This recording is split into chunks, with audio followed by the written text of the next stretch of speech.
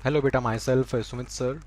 और बेटा आज हम लेक्चर नंबर 2 करेंगे इलेक्ट्रोकेमिस्ट्री का। लेक्चर 1 में हमने देखा था कि भाई what is the definitions we have for electrochemistry, कि गैल्वेनिक सेल क्या होता है, इलेक्ट्रोलाइटिक सेल क्या होता है, दोनों में डिफरेंस क्या होता है। तो बेसिक बातें की थी हमने लेक्चर 1 के अंदर। सेल्स को समझा था, सेल्स कैसे बनते हैं। और अभी हम गैल्वेनिक सेल की ही बात करेंगे, उसको हम कंटिन्यू करने वाले हैं। तो बेटा जो आज लेक्चर रहेगा, लेक्चर नंबर 2, वो भी हमारा बेसिक रहेगा, वो भी डेफिनेशंस बेस्ड रहेगा। इसके बाद जो भी लेक्चर आएंगे बेटा, वो थोड़े से हाई फाई रहेंगे, उसमें न्यूमेरिकल्स रहेंगे, उसमें कंसेप्ट ज़्यादा रहेगा बेटा। लेकिन डेफिनेशंस आपको क्लियर होनी चाहिए, बेसिक्स आपको आना चाहिए, तभी आप न्यूमेरिकल्स में या फिर अगले इक्वेशंस के अंदर आप चीज़ों को समझ पाएंगे। क्लियर है? तो आज भी कोशिश करेंगे कि बेसिक बातों को एक बार आज कवर अप कर लिया जाए, ताकि नेक्स्ट टाइम से हम न्यूमेरिकल सेक्शन में जा सकें और चैप्टर को आगे बढ़ा सकें। ठीक है? तो आज का बेटा जो अपने पास हेडिंग रहेगा वो है इलेक्ट्रोड पोटेंशियल। इलेक्ट्रोड पोटेंशियल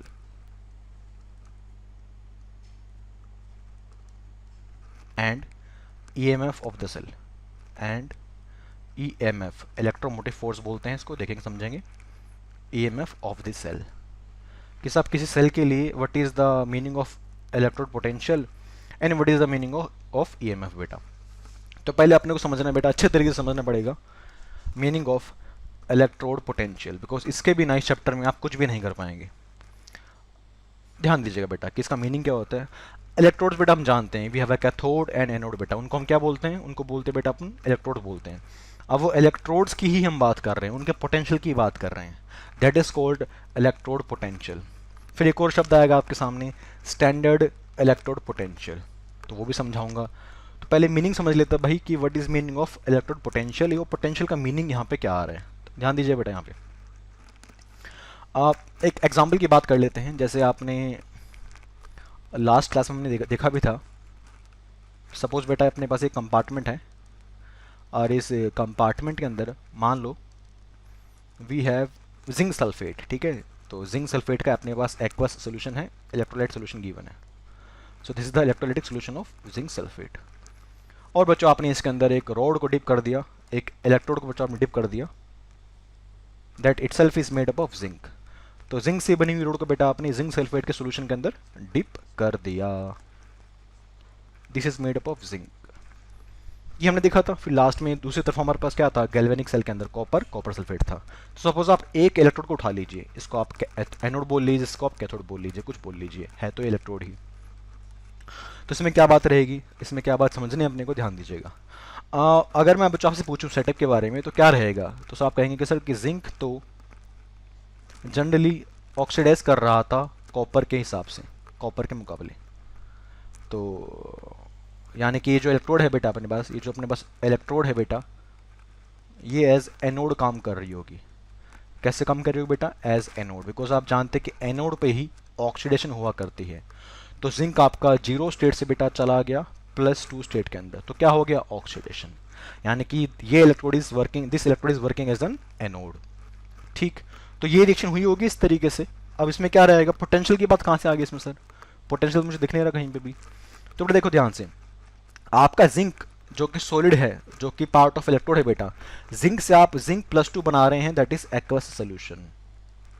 यानी कि बेटा मैं बोलना चाहूँ कि ये जिंक की जो रोड है बेटा, जो अपने पास ठोस इलेक्ट्रोड है जिंक की, ये बेटा झड़ेगी और यहाँ से जिंक निकलेगा बाहर इस तरीके से। यानी कि बेटा आप यहाँ से जिंक निकल रहा है और वो जिंक निकल के जा रहा है सोल्यूशन के अंदर। किस फॉर्म में जाएगा वो? Zn2+ के फॉर्म में जाएगा। अगर आपका जिंक बेटा Zn2+ के फॉर्म में जा रहा है, सोल्यूशन के अंदर जा रहा है बेटा in the form of Zn2+ aqueous ions, तो साथ में क्या मिल रहे हैं आपको? इलेक्ट्रॉन्स मिल रहे हैं। अब इलेक्ट्रॉन्स कहाँ जाएंगे बेटा? वो तो रहेंगे रोड के ऊपर ही, वो तो उसी रोड पर रहेंगे बेटा।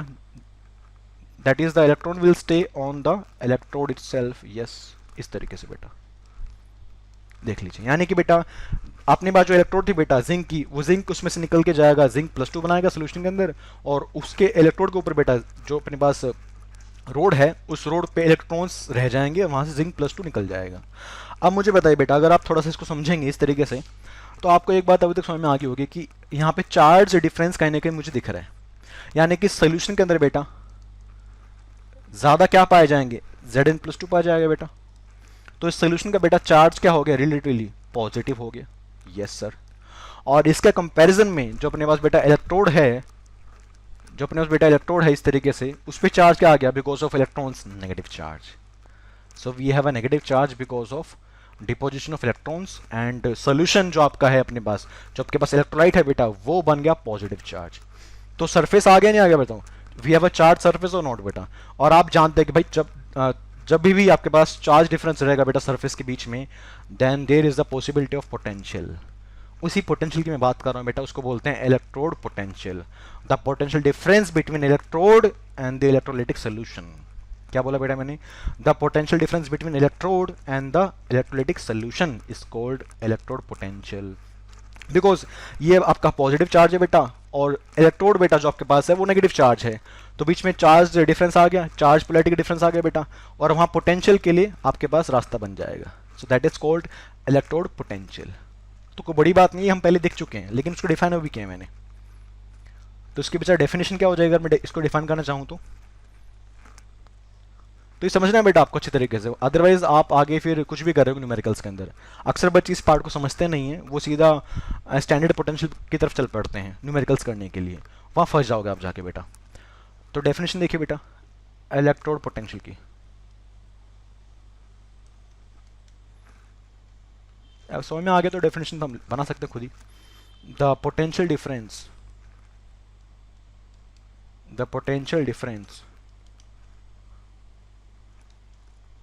between electrode and electrolyte, difference between electrode and electrolyte, जो अपने पास सोल्यूशन उसके बीच की बात कर रहा हूँ मैं, एंड इलेक्ट्रोलाइट। यानी कि बेटा आपके पास मेटल रोड के बीच और मेटल सॉल्यूशन के बीच जो अपने पास पोटेंशियल है बेटा, उसकी बात करें, that is called electrode potential. Potential क्यों बना? Because of charge difference, charge separation की बात करें, चार्ज सेपरेशन से आपको पता है कि पोटेंशियल डेवलप हो जाता है। तो छोटी सी बात थी कि what is the meaning of electrode potential बेटा, the potential difference between electrode and the electrolyte बेटा।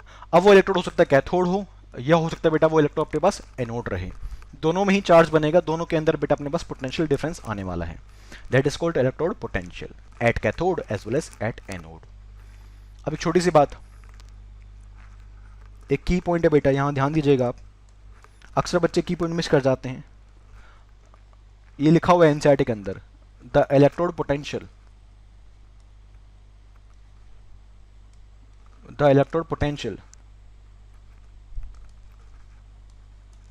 Of a single electrode, of a single electrode can't be calculated। इस बात को लिख लो, अभी समझाऊंगा इसका मीनिंग क्या रहेगा। can't be calculated बेटा, यानी कि बेटा सिंगल इलेक्ट्रोड का पोटेंशियल नहीं निकाल पाएंगे। तो वही तो हम कर क्या रहे थे अभी तक फिर बैठे बैठे? नहीं बेटा निकाल तो पाएंगे, लेकिन रेफरेंस के हिसाब से निकाल पाएंगे, यानी कि एब्सोल्यूट वैल्यू नहीं निकलती है, हमेशा रेफरेंस की वैल्यू निकलती है बेटा। यानी कि एक की वैल्यू आपको पता होगी, उसके रेफरेंस में दूसरे की वैल्यू निकालेंगे आप। एब्सोल्यूट वैल्यू, एब्सोल्यूट टर्म्स के अंदर वैल्यू आप नहीं निकाल पाएंगे, ये मेरा कहने का मीनिंग है बेटा। और एक गजब से गिवन है एनसीईआरटी के अंदर, स्टेटमेंट गिवन है, अक्सर एग्जाम में पूछ लेता आपसे कि क्या हम निकाल सकते हैं पोटेंशियल? बच्चा बोलता हाँ निकाल लेंगे, हम तो निकाल के बैठते हैं। नहीं निकालते बेटा, हमेशा रेफरेंस के हिसाब से निकलता है वैल्यू, रिलेटिवली वैल्यू निकलती है आपके सामने। बात करेंगे भी, उस पर आऊँगा मैं जब मैं पढ़ाऊँगा आपको कि कैसे निकालेंगे रेफरेंस के हिसाब से। लेकिन इस बात को आप थोड़ा सा ध्यान में रखिएगा कि हाँ ये वाली कुछ बात सर ने कही थी। अब मैं थोड़ा सा आगे बढ़ता हूँ इसके अंदर, इसमें बात करता हूँ बेटा। तो मैंने बात की बेटा अभी तक कि what is meaning of electrode potential, तो ये तो हमने समझ लिया, लेकिन न्यूमेरिकल्स के अंदर डाटा के लिए डाटा किस फॉर्म में गिवन होगा उसकी बात करता हूँ मैं। एक शब्द और आपके सामने आएगा बेटा इस चैप्टर के अंदर, उसको बोलेंगे standard electrode potential, standard electrode potential, इसको बोलेंगे बेटा स्टैंडर्ड इलेक्ट्रोड पोटेंशियल। दोनों कुछ अलग है क्या भाई? बस अलग कुछ नहीं है तो ये पोटेंशियल है, लेकिन स्टैंडर्ड का मीनिंग क्या है बेटा? कि आपने किसी पर्टिकुलर पोजीशन पे, किसी पर्टिकुलर वैल्यू पे उसको नापा गया होगा। यानी कि बेटा अगर आप इलेक्ट्रोड पोटेंशियल को किसी फिक्स्ड वैल्यू पे नापते हैं, that is called standard electrode potential. और वैल्यू क्या रहेंगी? What is meaning of standard here बेटा? तो वही घिसा बेटा मीनिंग है स्टैंडर्ड का, कोई खास नहीं है। इसका मतलब बेटा आपकी जो प्रेशर कंडीशंस हैं वो रहेंगी 1 बार। टेम्परेचर के बारे में कुछ बोलता नहीं है, जनरली फिक्स्ड बोल देते हैं टेम्परेचर को कि एट अ फिक्स्ड टेम्परेचर। फिर भी कुछ बुक्स के अंदर लिखा होता है 25 डिग्री सेल्सियस, लेकिन अगेन टेम्परेचर फिक्स नहीं है बेटा, it can be any temperature, but that is a fixed, वो वेरी नहीं करना चाहिए। Pressure, temperature, the main thing is concentration. जो आपके पास इलेक्ट्रोलाइट्स है बेटा, क्या आपके पास जो आपके पास सोल्यूशन है, अपने पास इलेक्ट्रोलाइटिक सोल्यूशन है बेटा, उसके कॉन्सेंट्रेशन के बारे में कमेंट आपको करना पड़ता है, दैट इज 1 मोलर। अगर बेटा मेरे सोल्यूशंस की कॉन्सेंट्रेशन 1 मोलर रहेगी, प्रेशर कंडीशंस 1 बार रहेगी और टेम्परेचर फिक्स्ड रहेगा, तब जो मैं पोटेंशियल निकालूंगा उसको बोलेंगे स्टैंडर्ड इलेक्ट्रोड पोटेंशियल। और ज़्यादा आपके काम यही आने वाला है। तो प्लीज़ आपके सामने जो मीनिंग है बेटा स्टैंडर्ड का, मैंने क्लियर कर दिया कि अगर कॉन्सेंट्रेशन 1 मोलर है बेटा, temperature is fixed, it should not very बेटा, एंड प्रेशर इज बेटा 1 बार, तब आप जो पोटेंशियल मेजर करेंगे बेटा, डिफरेंस को मेजर करेंगे, उसको बोलेंगे स्टैंडर्ड इलेक्ट्रोड पोटेंशियल। ये हुई मोटी बात। अब थोड़ा सा इसमें डिटेल में जाते हैं कि भाई क्या इसमें कुछ और बातें भी हैं। हाँ बेटा, जब आपके पास बेटा स्टैंडर्ड इलेक्ट्रोड पोटेंशियल है, ये फर्दर 2 टाइप के होते हैं। हो सकता है किसी बच्चे ने पोटेंशियल निकाला हो कैथोड पे, हो सकता है किसी बच्चे ने पोटेंशियल निकाला हो एनोड पे, तो दोनों ही पॉसिबिलिटी आपके सामने आ जाएंगी। तो देखो बेटे ध्यान से एक बार, तो बेटा स्टैंडर्ड पोटेंशियल भी अपने पास बेटा 2 प्रकार से हो सकता है, 2 टाइप हो सकते हैं। फर्स्ट इज कॉल्ड बेटा एस आर पी। क्या बोलते हैं पहले को? एस आर पी, बताऊंगा क्या होता है। दूसरे को बेटा बोलते हैं एस ओ पी। तो बेटे S R P standard reduction potential, क्या बोलेंगे इसको? Standard reduction potential. ये टर्म समझ लो बेटा अच्छे तरीके से, बिकॉज इन टर्म्स के बिना आगे फंस जाओगे। अक्सर मैंने बच्चों को इलेक्ट्रोकेमिस्ट्री में अच्छा नहीं करते हुए देखा है, बिकॉज वो सीधे न्यूमेरिकल्स पे जाते हैं कि सवाल करा दो हमको। तो ये नहीं पता कि S R P S O P होता क्या है, तो सवाल कैसे करा देंगे।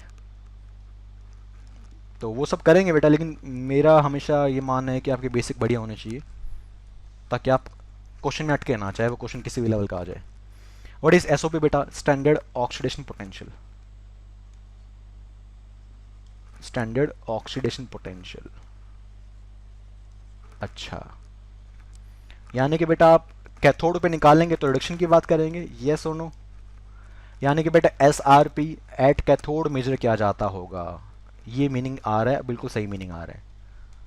और एसओपी बेटा स्टैंडर्ड ऑक्सीडेशन पोटेंशियल, और ऑक्सीडेशन कहाँ होता है बेटा? एट एनोड हुआ करता है। तो बेटा एसओपी की चर्चा या एसओपी की वैल्यू एनोड पे निकाली जाती है, एनोड के रेफरेंस में बात की जाती है। चलिए छोटी सी बात होगी कि भाई आपके पास जो स्टैंडर्ड पोटेंशियल है 2 प्रकार के होते हैं।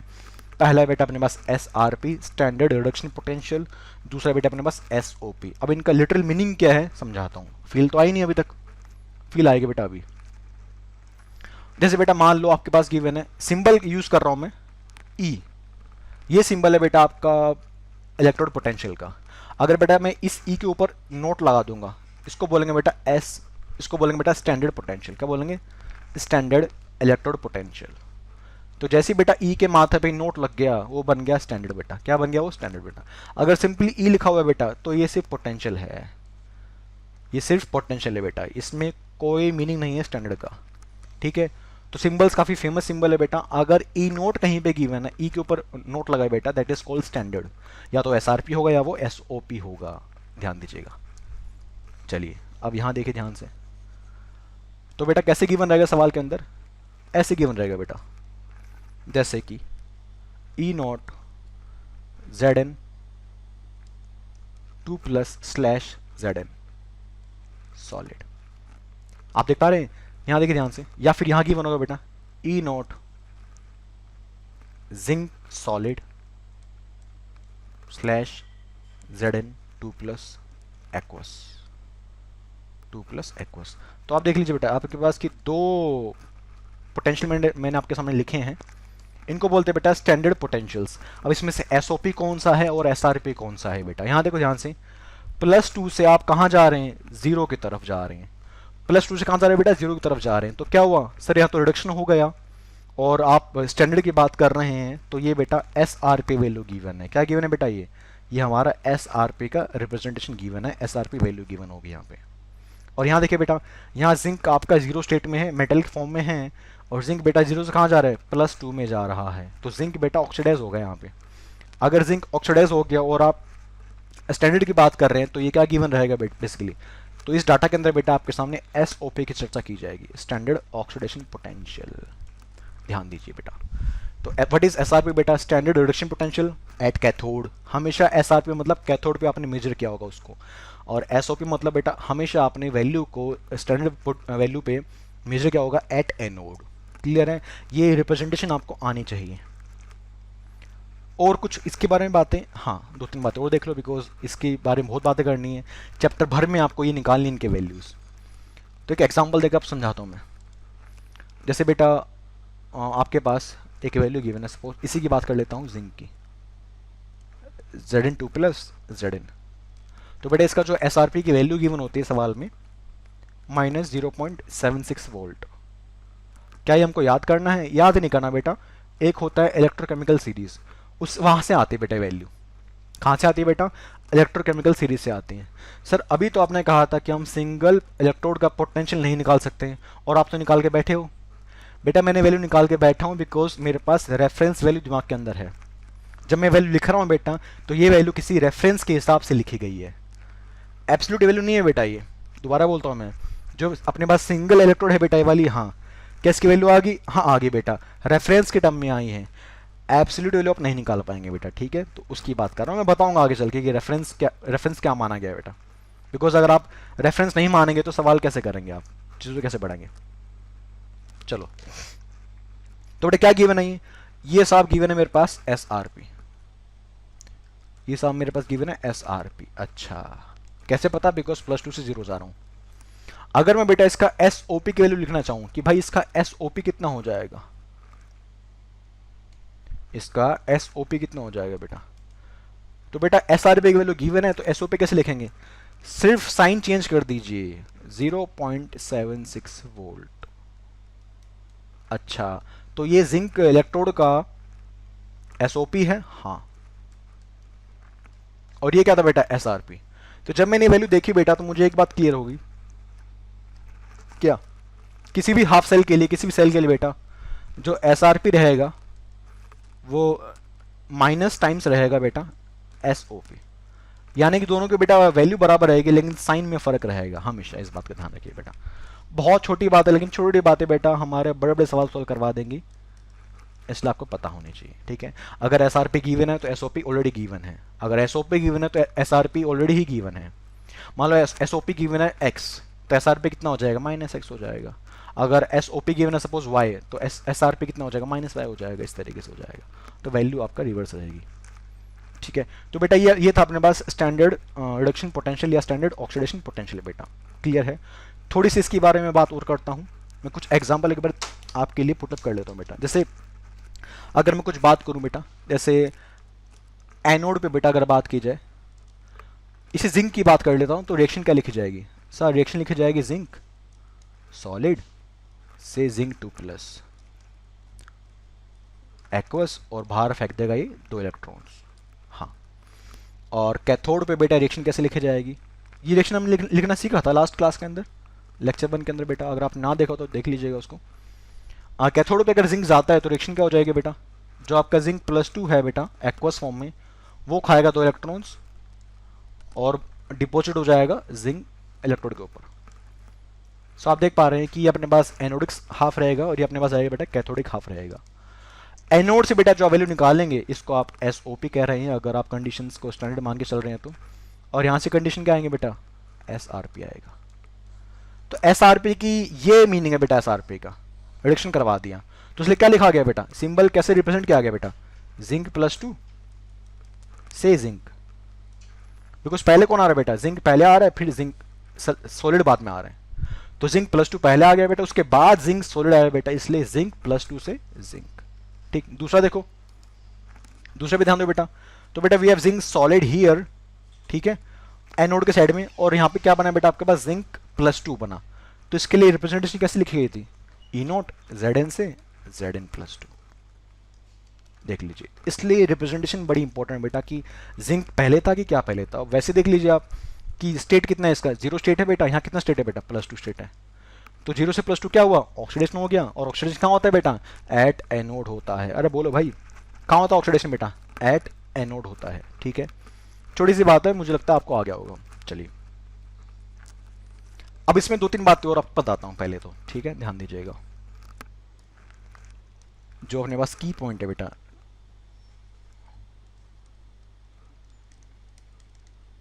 क्या एसआरपी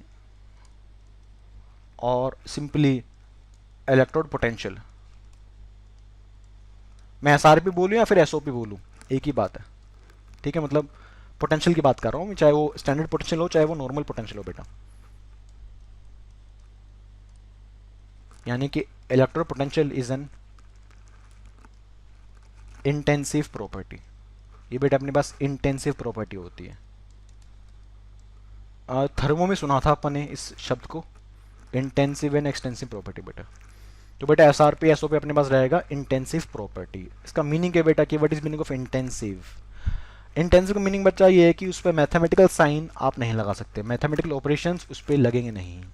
अभी क्या बोल दिया सर आपने, समझा तो बेटा, यानी कि यहाँ पे मैथ्स मत लगा देना, मैथ्स मत लगा देना बेटा। यहाँ पे क्या मीनिंग है सर इसका, यहाँ देखिए ध्यान से। जैसे कि सपोज आपके पास एक रिएक्शन गिवन है, Zn+2 इलेक्ट्रॉन्स, आप यहाँ से जिंक बना रहे हैं बेटा। ठीक है, क्या गिवन है ये, से तो रिडक्शन गिवन है, तो मान लो ये एसओपी गिवन है, सॉरी एसआरपी गिवन है। तो आपके पास बेटा इस रिएक्शन का बेटा एसआरपी गिवन है, मान लो इस तरीके से। वो गिवन है बेटा -0.76 वोल्ट, वोल्ट में गिवन होगा ना वोल्टेज। तो ये गिवन है। अगर मैं बच्चा इस रिएक्शन को जो अपने पास रिएक्शन है एट कैथोड, इसको मल्टीप्लाई करता हूँ बेटा by some value, multiply by suppose 2 से मल्टीप्लाई कर दीजिए आप। ठीक है, कर दो, तो रिएक्शन क्या बन जाएगी, 2Zn2 plus 4 electrons twice Zn electrode solid. जब मैंने बच्चों रिएक्शन को 2 से मल्टीप्लाई किया, 4 से मल्टीप्लाई किया, किससे मल्टीप्लाई करते हो आप, किसी नंबर से मल्टीप्लाई कर दो, डिवाइड कर दो, कुछ भी कर दो, मल्टीप्लिकेशन डिवाइड करो, जो करना है करो, मैथमेटिक्स आप लगा सकते हो यहाँ पे। लेकिन अगर मैं पूछूं आपसे एग्जाम के अंदर कि भाई इसका पोटेंशियल गिवन है, मुझे पता है इसका पोटेंशियल कितना होगा, तो मैंने कहा ना कि प्रॉपर्टी इंटेंसिव है बेटा, तो वैल्यू सेम रहेगी, चाहे मैथमेटिक्स लगाओ या ना लगाओ, डिवाइड करो या मल्टीप्लाई करो बेटा। यानी कि इसकी भी ई नोट बेटा, इसका भी एस आर भी बेटा वही रहेगा -0.76। ये है बेटा गजब की बात, जो आगे न्यूमेरिकल्स में काम आने वाली है। तो इसलिए मैं बेसिक पे बहुत फोकस कर रहा हूँ, ध्यान से। एक हम पढ़ेंगे आगे चल के, एक प्रॉपर्टी होती है एक्सटेंसिव, उसको बोलते हैं बेटा delta G, gives energy change. वो होती है बेटे कैसी function, that is extensive. Energy है तो एक्सटेंसिव रहेगी, तो डेल्टा जी को अगर आप 2 से 3 से गुना करोगे तो उसकी वैल्यू बदल जाएगी। पर पोटेंशियल की वैल्यू चाहे वो ई नोट हो या ई हो, उसकी वैल्यू बदलेगी नहीं, चाहे आप डिवाइड करें या मल्टीप्लाई करें। छोटी सी बात है बेटा। तो ये था हमारा बेटा बेसिक फंडा रिगार्डिंग द वैल्यूज। अब एक लास्ट बात की पॉइंट के अंदर, तो पहला की पॉइंट था बेटा, ठीक है सर मुझे सर एनोड पे एसओपी निकालना आ गया, कैथोड पे एसआरपी निकालने का मीनिंग आ गया सर मुझे। सर इसका मीनिंग क्या है बेटा, अब मीनिंग बेटा ये है कि आप सेल का स्टैंडर्ड पोटेंशियल निकाल सकते हैं। आपके पास पूरा सेल गिवन होगा, कैथोड एनोड दोनों गिवन रहेंगे बेटा, उस पूरे सेल का बेटा आपको स्टैंडर्ड पोटेंशियल निकालना आना चाहिए। वो कैसे निकालेंगे उस पर आता हूं मैं। तो सेकेंड पॉइंट है बेटा इसके अंदर, calculation of standard cell potential. अच्छा ये कैसे निकालेंगे देखते हैं बेटा। अभी स्टैंडर्ड सेल पोटेंशियल यानी कि बेटा मैं बात कर रहा हूं ई नोट सेल की। देखो अभी तक आपने एसआरपी निकाला या फिर क्या निकाला बेटा, आपने एसओपी निकाला, वो तो ऑक्सीडेशन हाफ था, ये रिडक्शन हाफ था। अब दोनों हाफ को मिला दोगे तो सेल बन जाएगा पूरा। उस पूरे सेल का बताओ what is potential, what is the standard potential. तो फॉर्मूला आ गया बेटा उसका, ई नोट ऑफ कैथोड का कितना अपने पास पोटेंशियल गिवन है, minus E naught of anode. और यहाँ अक्सर बच्चे चकमा खा जाते हैं सवाल के अंदर और गलती कर बैठते हैं। अब मैं जो बोलूँगा 5 मिनट तक सुनना आपको ध्यान से, अदरवाइज सवाल गलत हो जाएगा आपका बेटा। फॉर्मूला तो याद कर लिया आपने कि भाई सेल का पोटेंशियल कैसे निकालना है। कैथोड का सेल पता होगा पोटेंशियल, माइनस एनोड का पोटेंशियल कर देंगे। पर कैथोड पे कौन सा पोटेंशियल गिवन होगा, एसआरपी गिवन है कि एसओपी गिवन है? गिवन तो कुछ भी हो सकता है सवाल के अंदर, हमको तो पता है कैथोड पे निकलता तो एसआरपी है, उसको उल्टा करके दे दिया होगा आपके सामने। एनोड पे क्या गिवन होगा, एसओपी गिवन होना चाहिए, लेकिन उल्टा करके दे देगा आपको वो, बिकॉज आपको पता है कि दे कैन बी इंटरचेंज्ड। तो क्या रहेगा बेटा, ये जो वैल्यू आपने पुट की है बेटा, मेक श्योर करना कि ये दोनों वैल्यूज एस आर पी ही हो। मैं अपनी दोबारा बोलता हूँ बेटा, मेक श्योर करना, ये बात एंश्योर करना बेटा कि दोनों वैल्यू एस आर पी ही गिवन हो। सर एनोड पे तो एसओपी निकलता है बेटा, निकलता तो एसओपी ही है, लेकिन उसको उल्टा करके देगा ना आपके सामने, वो घुमा के देगा ना, तो उसकी एसआरपी वैल्यू पुट करें तेरे को। क्या पुट करनी है बेटा, उसकी वैल्यू एसआरपी, यानी कि ई कैथोड एसआरपी माइनस ई एनोड एसआरपी। अगर ऐसा करेगा तो तेरा आंसर परफेक्ट आएगा, सेल का पोटेंशियल स्टैंडर्ड पोटेंशियल सही आएगा। कुछ टेढ़ा मेढ़ा करेगा गलत हो जाएगा, अभी करके दिखाऊंगा मैं भी मीनिंग क्या आएगा बेटा। जैसे कि यहां देखिए ध्यान से, मान लो एक सेल गिवन है, सेल गिवन है, मान लो we have cell like this, suppose we have zinc, zinc 2+ aqueous, salt bridge, और यहाँ कॉपर +2, वही डेनियल सेल है जो हम जानते हैं, पढ़ा था लास्ट टाइम पे, कॉपर सॉलिड। तो बेटा अपने पास ये है सेल, कंप्लीट सेल गिवन है बेटा। तो आपको बता दें मैंने कि ब्रिज के लेफ्ट में एनोड होता है बेटा, ब्रिज के राइट में क्या होता है, कैथोड होता है। तो ये बेटा अपने पास एनोडिक हाफ है, ये अपने पास बेटा कैथोडिक हाफ है, ठीक है। चलिए आपको इस पूरे सेल का, सेल पूरा गिवन है, आपको इस पूरे सेल का निकालना है ई नोड सेल। क्या निकालना है बेटा इस पूरे सेल का, आपको ई नोड सेल निकालना है, ठीक है। कैसे निकालेंगे, डाटा देखो क्या गिवन है, डाटा देखो क्या गिवन है बेटा अपने पास, डाटा गिवन है बेटा ई नोट ऑफ कॉपर +2 से, कॉपर गिवन है बेटा 0.34 वोल्ट, इतना ही होता है वैसे भी 0.34 वोल्ट, ठीक है। और एक और डाटा गिवन है बेटा ई नोट ऑफ Zn से Zn2+, ठीक है। हाँ ये गिवन है बेटा अपने पास 0.76 वोल्ट। अच्छा अब देखो डाटा क्या गिवन है बेटा, डाटा गिवन है कि मुझे कॉपर +2 से कॉपर दे दिया, यानी कि बेटा ये तो मुझे एसआरपी गिवन है, ठीक है। और बेटा ये मुझे अगर ध्यान से देखो तो एसओपी गिवन है, हाँ क्या गिवन है बेटा, एसओपी। तो क्या दिक्कत है सर, गिवन कुछ भी हो बेटा आपको हमेशा एसआरपी का ही डिफरेंस निकालना है, SRP cathode minus SRP anode. Formulas और भी होते हैं, कंफ्यूज करते हो, फायदा कुछ नहीं मिलने वाला वहां से। तो क्या करना है बेटा, डाटा चेक करना, डाटा क्या गिवन है, डाटा एसआरपी गिवन है, हाँ यहाँ डाटा एसओपी गिवन है, इसको एसआरपी में कन्वर्ट कर लेंगे। तो कैसे निकालेंगे बेटा ई नोट सेल इसका, E naught of cathode minus E naught of anode, और दोनों की वैल्यू एसआरपी वैल्यू ही पुट करनी है। तो कैथोड पे कौन है बेटा, ये हमारा कैथोड पे गिवन है बेटा, अच्छा। और ये क्या गिवन है बेटा, एनोड पे। तो कैथोड पे एसआरपी की वैल्यू, अच्छा कैथोड पे एसआरपी की वैल्यू, एसआरपी ही गिवन है बेटा, अच्छी बात ये है, ठीक है।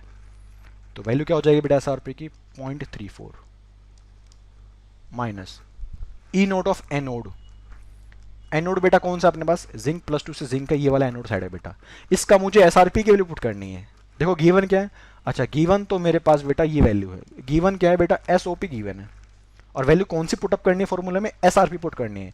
तो मुझे बताओ इसका एसआरपी की वैल्यू कितनी आ जाएगी, सर उल्टा करके माइनस लगा दो, मतलब माइनस लगा दो 0.76 माइनस में, तो माइनस 0.76 कर दो, ऐड कितना हो गया 1.10 वोल्ट। यानी कि बेटा इस पूरे सेल का बेटा जो स्टैंडर्ड पोटेंशियल है वो है 1.10 वोल्ट। दोबारा बोलता हूँ बेटा अपनी बात को कि स्टैंडर्ड पोटेंशियल सेल का क्या है बेटा, 1.10 वोल्ट है। कैसे निकाला मैंने, E naught of cathode SRP value put करनी है, minus E naught of anode SRP ही वैल्यू पुट करनी है। हमेशा बेटा आपको एसआरपी ही वैल्यू पुट करनी है। नेक्स्ट टाइम एक ट्रिक बताऊंगा मैं आपको कि एग्जाम में इतना कुछ नहीं करना होता, एग्जाम में तो ट्रिक चलती है बेटा। ये तो फंडे है ना, ये तो बुक्स में लिखी बातें हैं, लेकिन हम तो ना बुक्स पढ़ते हैं, हम तो सीधा करेंगे। एग्जाम में देखो क्या करना है बेटा, आप बता दूंगा, आप इस रिएक्शन इस रिप्रेजेंटेशन को बेटा आप यहाँ से देखो, कहाँ से देखो, इस तरफ से। तो आपकी आंखें बेटा इस तरफ लगी होनी चाहिए, अच्छा ठीक है, लगा देंगे सर यहाँ पे आंखें। तो क्या रहेगा, जहां से जो दिख रहा है बेटा उस रिएक्शन को वैसे लिख दो आप। यानी कि अगर मुझे इस रिएक्शन का ई नोट सेल निकालना है, ये एक बार में आपको समझ में आएगा नहीं, तो यहाँ शक्तिमान मत बनना बेटा। जो आपको समझाया आप यहाँ से कर देना। जो बता रहा हूँ ये तो प्रो बंदों के लिए, जो प्रो बन जाते हैं ना वो उनके लिए, मतलब धीरे धीरे चैप्टर में आप प्रो बन जाओगे। तो क्या करना बेटा, आप अपनी इस सेल को आप इस तरफ से देखिए बेटा, लेफ्ट से आप सेल को देखिए। सबसे पहले क्या दिख रहा है सर, मुझे दिख रहा है ई नोट ऑफ जेड एन से जेड एन टू प्लस। अच्छा, लगा दे बीच में प्लस, क्या लगा दे बीच में, प्लस लगा दे। अब क्या दिख रहा है सर, ब्रिज दिख रहा है, ब्रिज। ब्रिज के बाद क्या दिख रहा है सर, मुझे दिख रहा है ब्रिज के बाद ई नोट ऑफ, बीच में हमेशा प्लस आएगा बेटा, ठीक है, बीच में हमेशा प्लस आएगा। तो जैसा दिखा वैसे लिख दिया, कोई चेंज नहीं। अब जो लिखा है उसकी वैल्यू पुट कर दो। जिंक से जिंक प्लस टू की वैल्यू गिवन है क्या, हाँ, जिंक से जिंक प्लस टू की वैल्यू गिवन है, कितनी, 0.76। ओहो, प्लस। और मुझे कॉपर प्लस टू से लेकर कॉपर की वैल्यू चाहिए, क्या मुझे कॉपर प्लस टू से कॉपर वैल्यू गिवन है, हाँ वो भी गिवन है 0.34। अगर ना गिवन होती तो उसको उल्टा कर दे। तो सर एसओपी क्या एसआरपी, कुछ नहीं है भाई, ये मैंने एक तरफ से देख लिया सेल को। अब वो एसओपी हो एसआरपी हो, जिस फॉर्म में आएगा आ जाएगा, बस मुझे उसी फॉर्म में आंसर पुट करना है। तो आंसर कितना आ रहा है, वही आएगा जो आपके बुक्स में आता है, 1.10 वोल्ट। गजब तरीका है बेटा ये, कि सेल को एक तरफ से देख लो, लेफ्ट हैंड साइड से देखना होता है। जो दिख रहा है वो लिख दिया, जो दिख रहा है वो लिख दिया। अब जो दिखा जैसा लिखा आपने आपने तो ये लिख दिया, तो इसी की वैल्यू पुट करनी है। आप चाहे एसओपी के फॉर्म में वैल्यू पुट करो, आप चाहे एसआरपी फॉर्म में वैल्यू पुट करें बेटा। चूंकि एसओपी तो एसओपी पुट करना है, ये एसआरपी तो यहाँ पे एसआरपी पुट करना है बेटा, ठीक है। तो ये भी तरीके होता है निकालने के, तो लेकिन वो आप करेंगे बेटा, नेक्स्ट टाइम हम करेंगे। नेक्स्ट टाइम पे क्या करेंगे बेटा, लेक्चर नंबर 3 में इस पे मैं कुछ क्वेश्चंस कर रहा हूँ और कुछ हाफ सेल्स की बात करेंगे कि रेफरेंस सेल कौन सा होता है बेटा, उसको बोलते हैं स्टैंडर्ड हाइड्रोजन इलेक्ट्रोड बेटा, ठीक है, उसकी बात करेंगे और चैप्टर में आगे बढ़ेंगे, चैप्टर में डेप्थ में घुसेंगे, थोड़ा सा मैथमेटिकल पार्ट में जाएंगे। बट टिल देन बेटा आपको लेक्चर नंबर 1 और 2 देखना है, नोट्स बना लीजिएगा अच्छे तरीके से और इसको समझ लीजिएगा।